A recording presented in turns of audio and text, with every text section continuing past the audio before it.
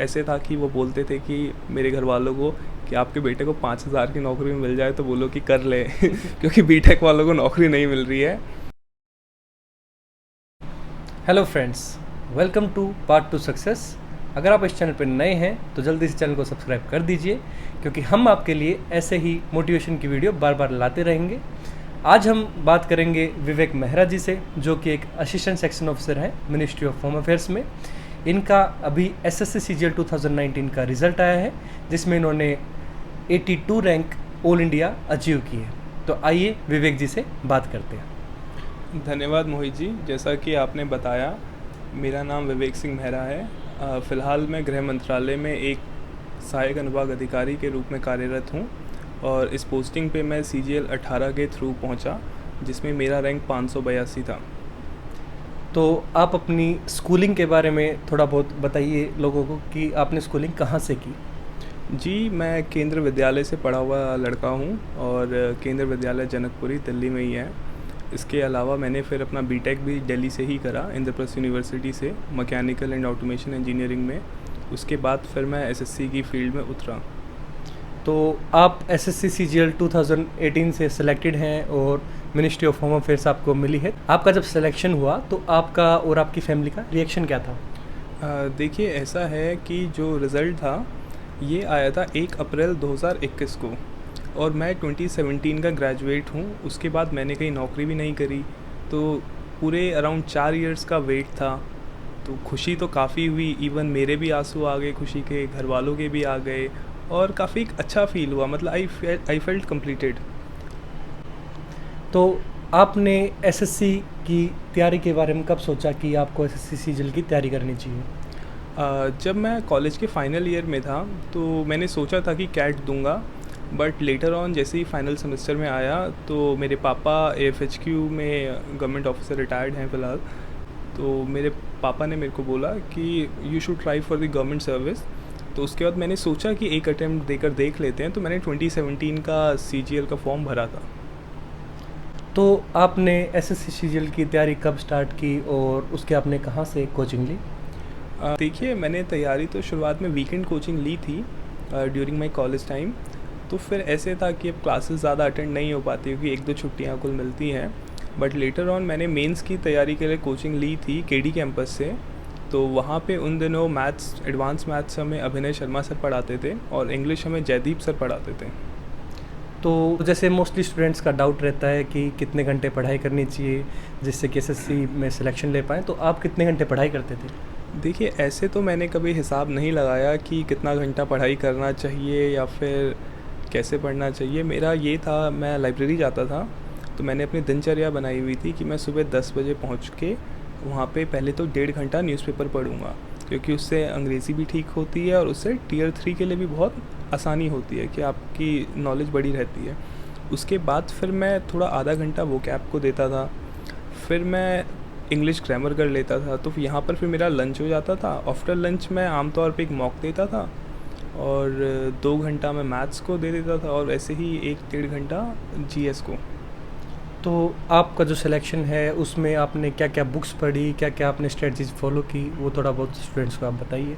देखिए, अगर मैं रीज़निंग की बात करूँ तो रीज़निंग में मैंने पैरामाउंट कोचिंग सेंटर वालों की मेरे को किताब मिली, तो मैंने उसको सॉल्व करा। उसके अलावा मॉक टेस्ट से उनकी मेरे को काफ़ी हेल्प हुई। एंड उसके बाद अगर हम आए जीके पे, तो जीके मेरा बहुत कमज़ोर था, तो उसके लिए मैंने ऐसे कभी ल्यूसेंट या अरिहंत की जीके तो नहीं पढ़ी है, बट हाँ, मैं ऐसे गो थ्रू में लक्ष्मीकांत, स्पेक्ट्रम, इन सब किताबों से लगभग हो चुका था। और इसके अलावा मैथ्स में जैसे अरिथमेटिक मेरा काफ़ी थोड़ा स्ट्रॉन्ग था, क्योंकि इट इज़ मोर और लेस कॉमन सेंस के क्वेश्चंस। तो उसमें मैंने राकेश यादव सर की अरिथमेटिक मैथ्स की बुक सॉल्व करी थी। एडवांस मैथ्स एक बहुत बड़ी प्रॉब्लम थी मेरे लिए, क्योंकि मेरे से नहीं हो पाता था और समझ में भी नहीं आता था। तो स्टार्टिंग में तो जब कोचिंग ली थी मैंने अभिनय शर्मा सर से, तो मैंने उनके नोट्स पढ़े। उसके बाद मैंने काफ़ी स्लोली उनको दोबारा रिवाइज़ करा और साथ में मैंने फिर राकेश यादव सर की एडवांस मैथ्स की बुक, ल्यूसेंट हायर मैथमेटिक्स और प्रीवियस ईयर्स के क्वेश्चंस देखे कि कैसे सॉल्व करना चाहिए। एंड देन इंग्लिश में तो वही था कि पहले तो नीतू मैम की बुक पढ़ो, तो वो तो सब नहीं पढ़ी है। उसके बाद मैंने जयदीप सर की इनोवेटिव वोकेबलरी की बुक पढ़ी थी, बट मेरे को काफ़ी हेल्प न्यूज़पेपर से हुई है, बिकॉज़ जब मैं क्वेश्चंस भी कर रहा होता था तो ग्रामर से ज़्यादा मैंने ऐसे न्यूज़पेपर्स में आर्टिकल्स में पढ़ा हुआ होता था, तो ऐसी कॉमन सेंस बेस पे लगा दिया।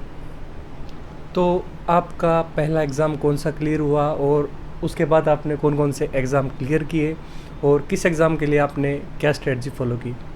देखिए, स्टार्टिंग में तो मैं 2-3 जगह मेरिट आउट हो रखा हूँ। तो उसके बाद अगर मेजर एग्ज़ाम बोलूँ कि जो मेरा क्लियर हुआ है और मैं नौकरी पे आया हूँ, तो वो CGL 18 ही था। और बाकी इसके अलावा मैंने फूड कॉरपोरेशन ऑफ इंडिया का डॉक्यूमेंट वेरिफिकेशन छोड़ दिया। CHSL 18-19 काफ़ी क्लियर थे, वो भी छोड़ दिए।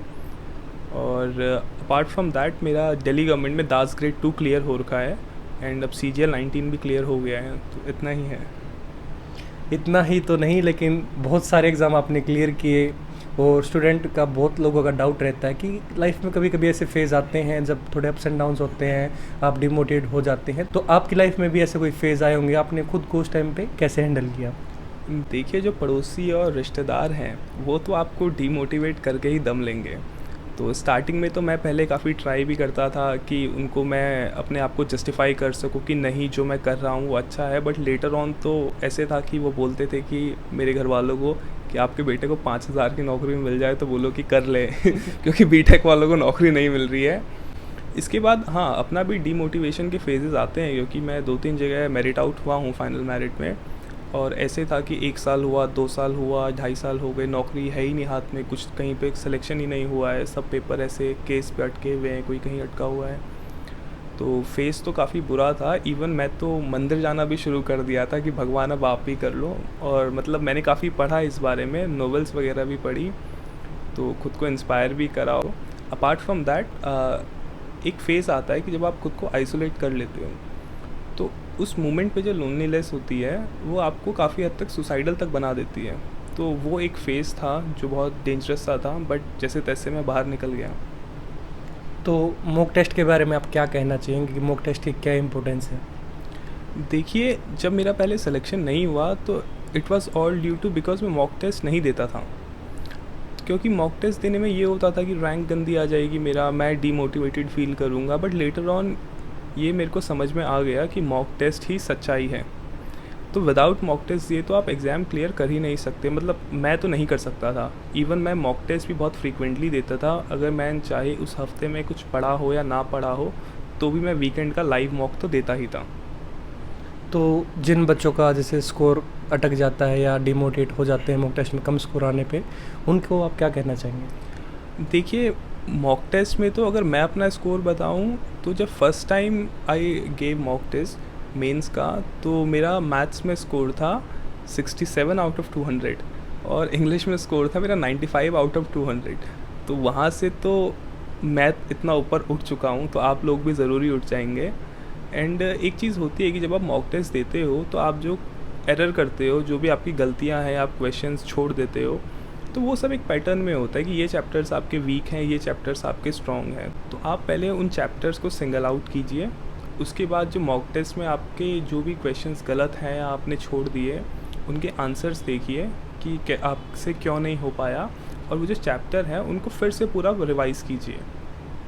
तो काफ़ी स्टूडेंट्स का डाउट रहता है कि जीएस में काफ़ी कम स्कोर आता है और जीएस में आपका स्कोर काफ़ी अच्छा रहा है, 30+ आपका स्कोर रहा है जीएस में, दोनों जो एसएससी सीजीएल के टायर 1 रहे हैं।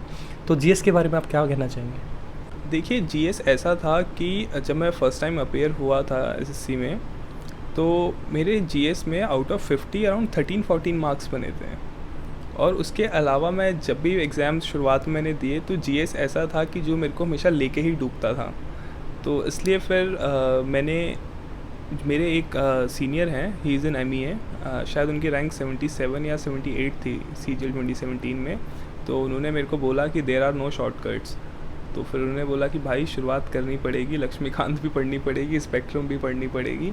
तो ऐसे धीरे धीरे फिर मैंने सारी बुक्स पढ़ना शुरू करा, जो मंथली आपकी मैगज़ीन्स आती हैं वो भी पढ़ना शुरू करी, क्योंकि मेरे को लगा कि समय है मेरे पास, क्योंकि कोर्ट केस चल रहा था, पेपर भी नहीं हो रहा था।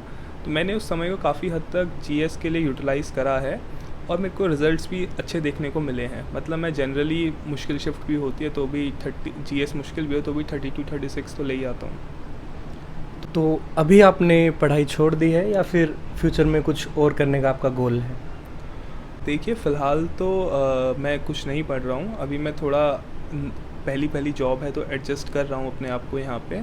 बट हाँ, मैंने अपना जीएस में इतना बेस बना रखा है कि मेरे को लगता है कि मैं यूपीएससी या पीसीएस के लिए आई विल प्रिपेयर।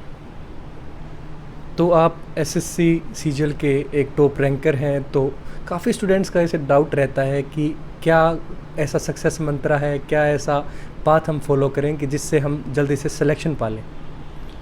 देखिए, मैं 2017 का ग्रेजुएट हूँ और 2021 फर्स्ट अप्रैल को मेरा CGL 18 का रिज़ल्ट आया था, हमारा रिज़ल्ट आया था।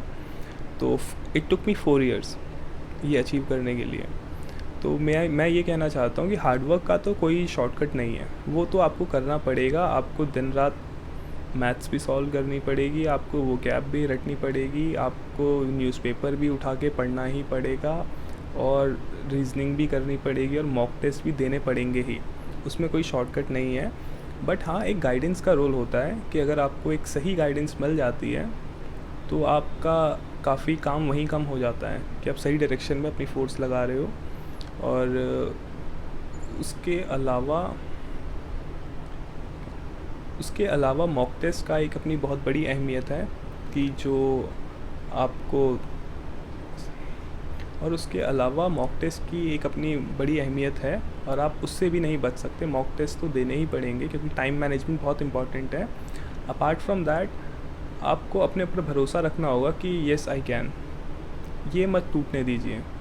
और इसके अलावा एक जो आपका नज़रिया है ना, मतलब मैं पर्सनली अपने एंड पे बता रहा हूँ कि एक पहले नज़रिया था कि इस एग्ज़ाम को मैंने स्कूल एग्ज़ाम में कॉलेज एग्ज़ाम की तरह लिया कि ऐसे मैथ्स आती है, ऐसे इंग्लिश आता है, मेरे को ऐसे स्कोर करके क्लियर करना होगा। और जैसे सारी जनता कर रही थी भेड़ चाल में, वैसे मैं भी चलते रहा। बट लेटर ऑन मेरे को समझ में आया कि मेरा कुछ यूएसपी होना चाहिए कि मैं कैसे खुद को डिफ्रेंशिएट कर पाऊँ क्राउड से, क्योंकि लाखों की भीड़ में से कुछ थाउजेंड्स या हंड्रेड्स ही हैं जो सेलेक्ट होते हैं और अगर आपको ड्रीम पोस्टिंग चाहिए तो हंड्रेड्स की ही बात है। तो उसके लिए फिर ये था कि खुद को कैसे डिफ्रेंशिएट करें, आप ऐसा क्या अपनी पढ़ाई में करें कि बाकी बच्चे नहीं कर रहे हैं। एंड फिर उसमें मेन मेरे को ये लगा कि हमें अपना नज़रिया बदलना होगा। हम इसे स्कूल या कॉलेज एग्ज़ाम की तरह नहीं ले सकते, हम इसे स्कूल या कॉलेज एग्ज़ाम की तरह नहीं ले सकते। हमें ये सोच के चलना पड़ेगा, मतलब मैं ये सोच के चला कि मैं कल को एक गवर्नमेंट ऑफिसर बनने वाला हूँ, मेरे कंधे पे देश की जिम्मेदारी आने वाली है। तो उस हिसाब से मैंने खुद को मोटिवेट करा कि मेरे को अभी से ही प्रिपेयर्ड होकर चलना चाहिए। तो ये था पार्ट 2 सक्सेस विवेक मेहरा जी का। अगर आपको वीडियो पसंद आई तो लाइक और शेयर जरूर कीजिएगा। अगर आप इस चैनल पर नए हैं तो चैनल को सब्सक्राइब जरूर कीजिएगा। अगर आपको कोई भी क्वेरी है तो आप मुझे इंस्टाग्राम पे फॉलो कर सकते हैं और टेलीग्राम ग्रुप को भी ज्वाइन कर सकते हैं। Thank you Mohit ji.